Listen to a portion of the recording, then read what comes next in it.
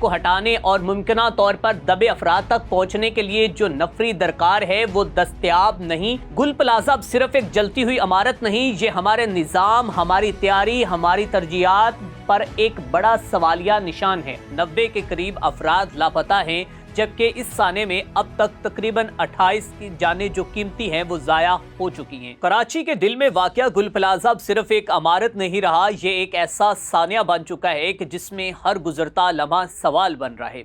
Rescue operation جاری ہے، مگر سچ یہ ہے کہ آپریشن شدید سست روی کا شکار ہو چکا ہے۔ سرکاری اعداد و شمار کے مطابق تاحال تقریباً 90 کے قریب افراد لاپتہ ہیں، جبکہ اس سانے میں اب تک تقریباً 28 کی جانیں جو قیمتی ہیں وہ ضائع ہو چکی ہیں۔ یہ اعداد نہیں، یہ زندگیاں ہیں اور یہ خاندان ہیں، اور جو ہر لمحہ امید اور خوف کے درمیان جھول رہے ہیں اور وہیں پر نگاہیں جو ہیں وہ رکھ کر بیٹھے ہیں کہ کبھی تو ہمارے پیارے کی یا آواز آئے گی یا لاش آئے گی۔ ڈپٹی کمشنر کے مطابق ریسکیو ٹیموں نے گل پلازے کا پہلا فلور کلیئر کر لیا ہے، مگر اصل مشکل اب بھی باقی ہے۔ دوسری اور تیسری منزل پر سرچ آپریشن جاری ہے، جہاں ملبہ زیادہ ہے، راستے تنگ ہیں اور خطرات ہر قدم پر موجود ہیں۔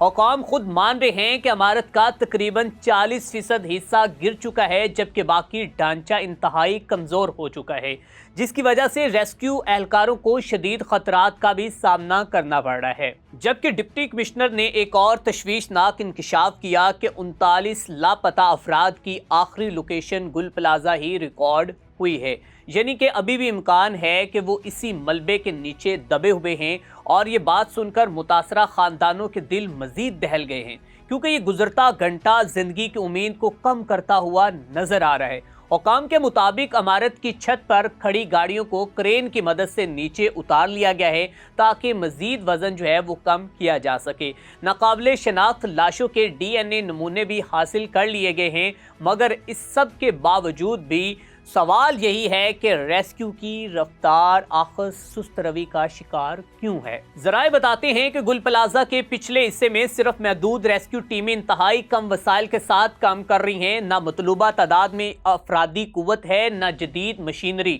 اور نہ ہی وہ سہولت جو ایسے بڑے سانے میں ہونی چاہیے۔ ریسکیو حکام یہ اعتراف کر رہے ہیں کہ اتنے بڑے ملبے کو ہٹانے اور ممکنہ طور پر دبے افراد تک پہنچنے کے لیے جو نفری درکار ہے وہ دستیاب ہی نہیں۔ ہائے، سوچے نا کہ وہ ملک جو 25 کروڑ کی آبادی رکھتا ہو اور اس کی ریسکیو ٹیموں کا جواب یہ ہو، اور صورتحال اس وقت مزید تشویشناک ہو گئی ہے جبکہ ذرائع نے انکشاف کیا ہے کہ بھاری مشینری اور ریسکیو گاڑیاں گزشتہ 4 گھنٹوں میں بند پڑی ہیں، یعنی وہ مشینیں جو جانیں بچا سکتی تھی وہ خاموش کھڑی ہیں۔ متاثرہ خاندان یہ سوال کرنے پر مجبور ہو گئے ہیں کہ اگر وقت پر ملبہ ہٹایا جاتا، اگر مشینری مسلسل چلتی تو شاید مزید جانیں بچائی جا سکتی تھی، لیکن بدقسمتی سے ہمارے اس پاکستان کے سب سے بڑے جو کہ معاشی لحاظ سے ایک دارالحکومت ہے، بزنس کی ہب ہے، اس شہر کے عینی شاہدین کا کہنا ہے کہ مقامات پر ابھی بھی چیخوں کی آوازیں سنائی دینے کا دعویٰ کیا جا رہا ہے،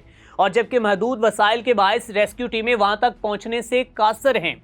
متاثرہ خاندان جو دن رات موقع پر موجود ہیں شدید ذہنی اذیت کا شکار ہیں،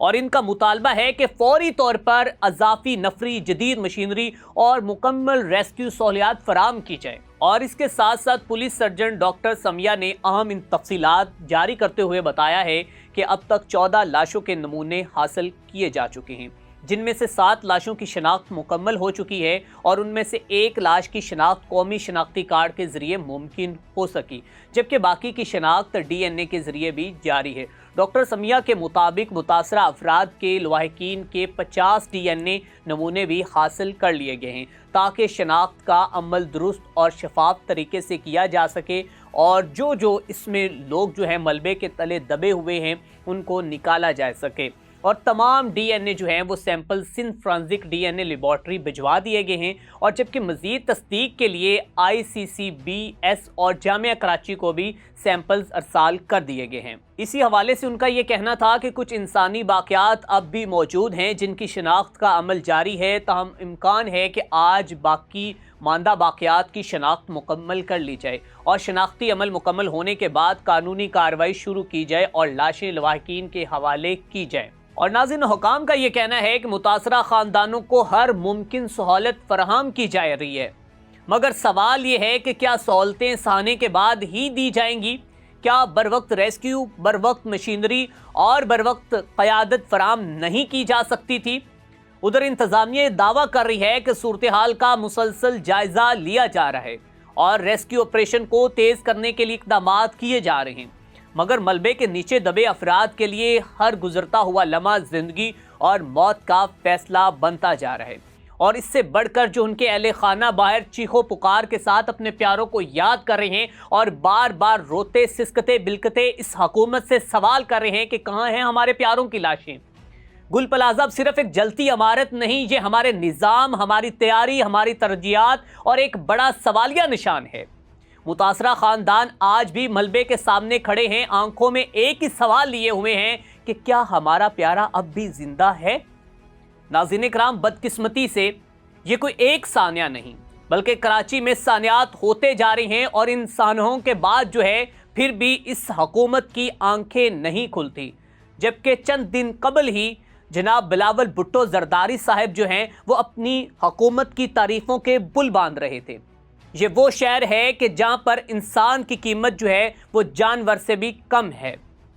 لیکن بدقسمتی سے ہمیشہ جو ہے وہ سانحوں کے بعد رپورٹس بنتی ہیں، جی آئی ٹی بنتی ہے، لیکن اس کی کارکردگی جو رپورٹس ہیں وہ صفر ہوتی ہیں۔ آپ بتائیے گا کہ سانحے کا ذمہ دار کون ہے اور کس کو کٹہرے میں ہونا چاہیے؟ اپنی قیمتی رائے کا اظہار کریں۔ اپنے میزبان میاں اسلام کو دیجیے اجازت، دیکھتے رہیں میٹرو 53۔